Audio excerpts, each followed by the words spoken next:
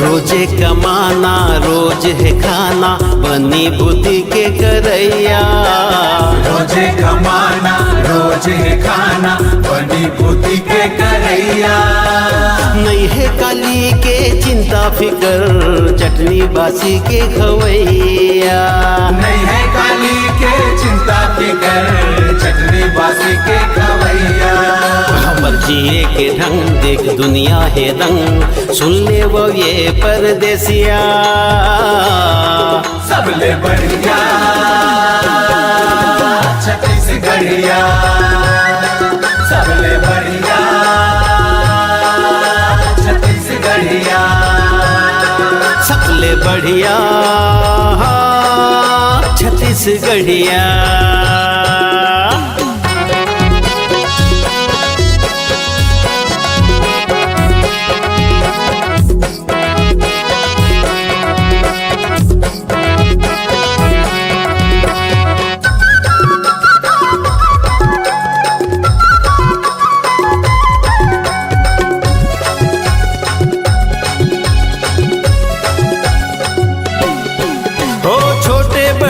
संग सुखर बंधे माया पीरित के बंधना, घर माजे आए मन के हमर देवता बरोबर पहुना।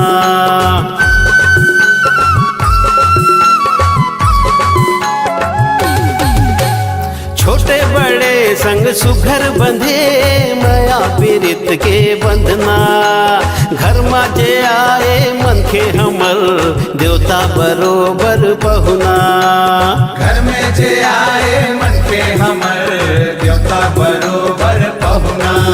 मन धन के गरीब मन के धनी, माया दया के रखैया। सबले बढ़िया छत्तीसगढ़िया, सबले बढ़िया छत्तीसगढ़िया। सबले बढ़िया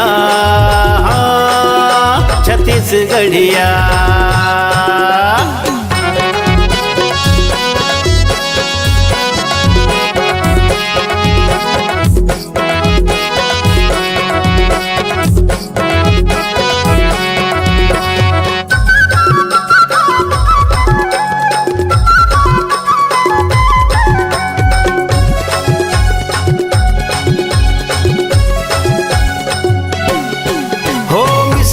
जैसे बोली बचन अंतस है जैसे दर्पण, हर दुख लबाटे मिलके सबो रोनहाला कर दे परसन।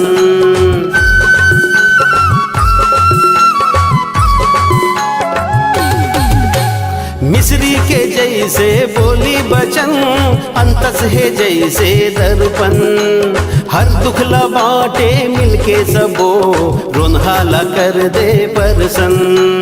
हर दुख लबाटे मिलके सबो रोनहाला कर दे परसन। दुख पीरा सहाय हंसी खुशी रहाय, शहर के हो या गवैहा।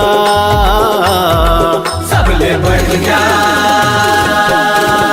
छत्तीसगढ़िया, सबले बढ़िया छत्तीसगढ़िया।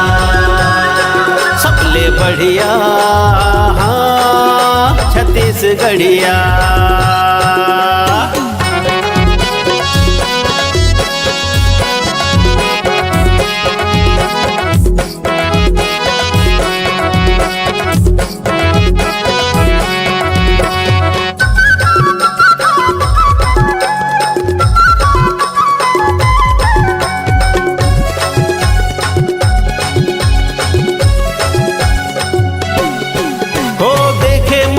मन सीधा साधा कभू नहीं करन झगड़ा, आखी देखाए बैरी कोनो ओखर बरहन खतरा।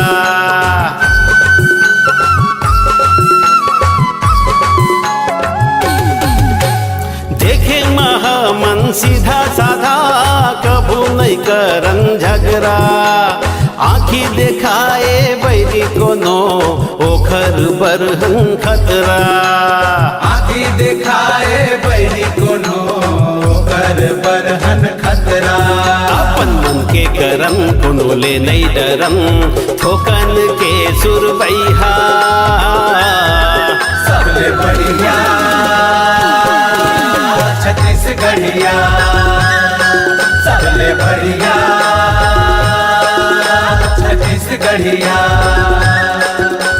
रोजे कमाना रोज है खाना बनी बुद्धि के करैया रोजे कमाना रोज है खाना बनी बुद्धि के करैया नहीं है गाली के चिंता फिकर चटनी बासी के खवैया नहीं है काली के चिंता फिकर चटनी बासी के खवैया हम जिए के ढंग देख दुनिया है दंग हमर जिए के ढंग देख दुनिया है दंग सुन ले वो ये परदेसिया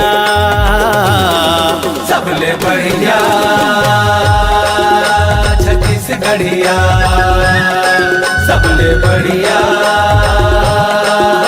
छत्तीसगढ़िया सबले बढ़िया छत्तीसगढ़िया सबले बढ़िया